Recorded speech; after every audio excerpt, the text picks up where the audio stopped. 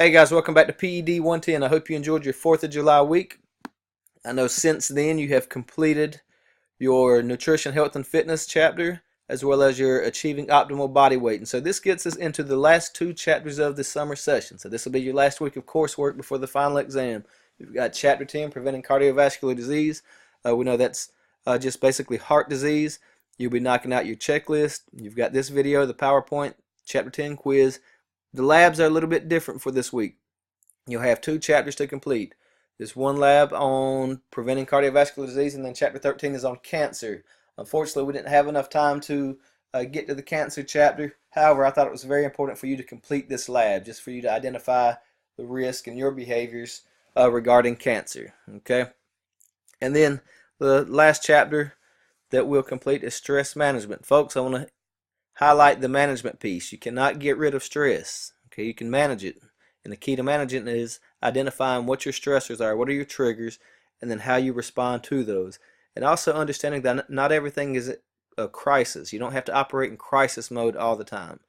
Okay, in fact, I encourage you to really identify things that are urgent and things that are important. And then you start breaking that down by what's urgent and important, what's important but not urgent, what's urgent but not important, and then what's neither.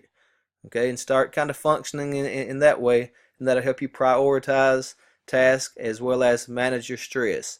But I really encourage you to incorporate everything that you've learned from up top in terms of managing stress. And certainly physical activity is a large part of that. So the key there is finding physical activity that you enjoy doing, but then also just simple things like meditation, prayer, just quiet moments, reading, whatever your hobbies are, whatever it is for you to manage stress, then you need to incorporate those and be mindful of those.